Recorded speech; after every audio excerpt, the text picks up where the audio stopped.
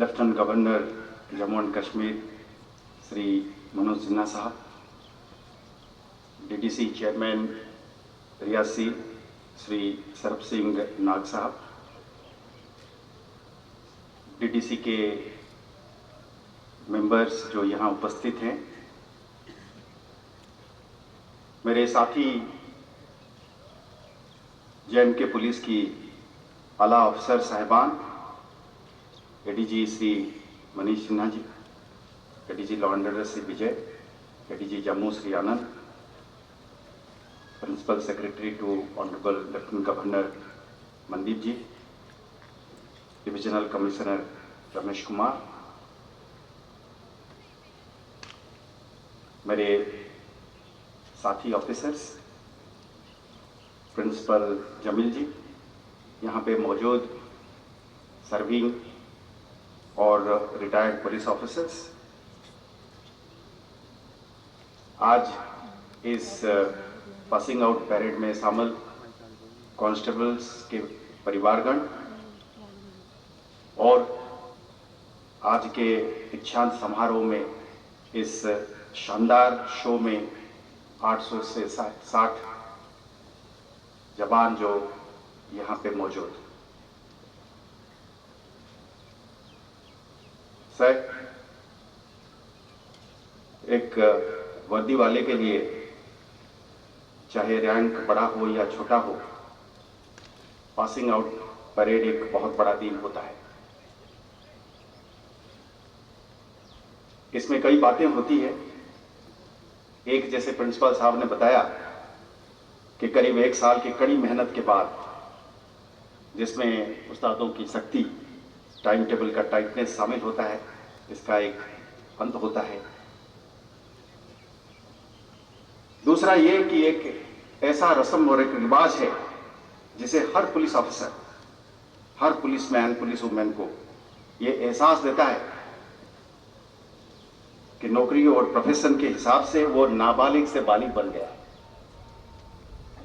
आज से हर एक कांस्टेबल 860 के 860 जो यहाँ मौजूद है, सेक्शन 8 पुलिस एक्ट के तहत एक एनरोल्ड पुलिस ऑफिसर बन गया है, जिसमें देश का कानून और कानून को लागू करने के लिए कई सारे पावर और प्रिविलेज और अथॉरिटी इस पर अभी सौंप दिया गया है।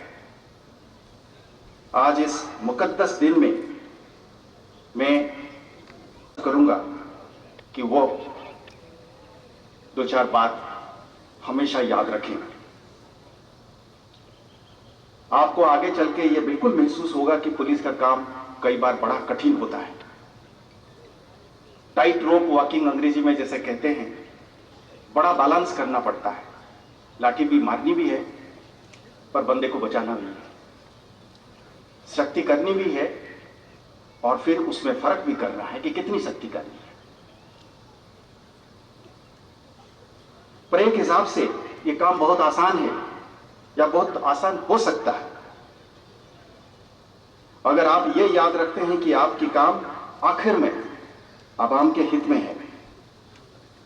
जो आप कर रहे हैं, जो शक्ति आप चंद लोगों के खिलाफ उपयोग कर रहे हैं, वो जरूरी है आम जनता को बचाने के लिए।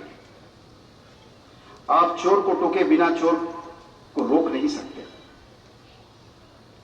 अमन के दुश्मन के खिलाफ कार्रवाई करने का जिम्मेदारी और साहस उतना जरूरी है जितना एक डॉक्टर तंदुरुस्ती के लिए कड़ी दवाई देता है, या जरूरत पड़ने पर जिस्म को बचाने के लिए सड़ा हुआ उंगली को काटना भी पड़ता है। दूसरी बात, ये वर्दी खाली डंडा और गोली के लिए नहीं है।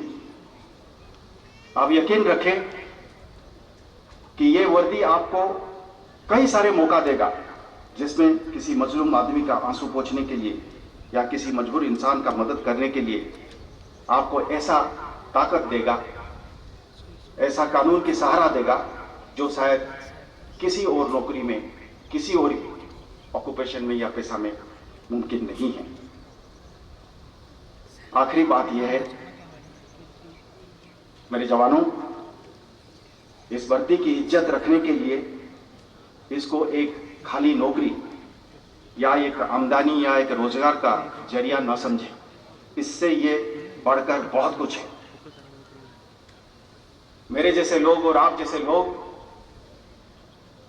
कई सारे ऐसे हैं कि इस वर्दी के लिए और इस इज्जत के लिए तरस जाते हैं, जान देने के लिए तैयार हो जाते हैं, पर हर एक को मौका नहीं मिलता है।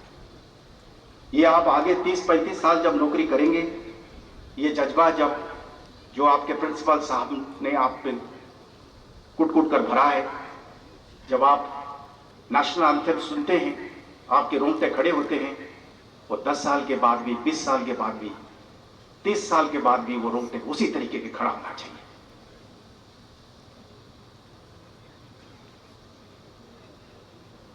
आखिर में एक छोटी सी बात कहूंगा कि पुलिस वालों को छुट्टी बहुत कम मिलती है।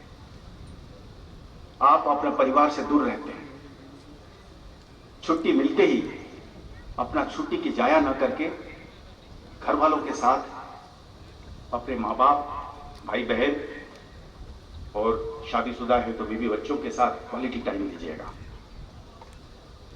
इन्हीं बातों के साथ यहां पे मौजूद 860 अवाम के बहादुर सिपाहियों को मुबारकबाद देता हूं।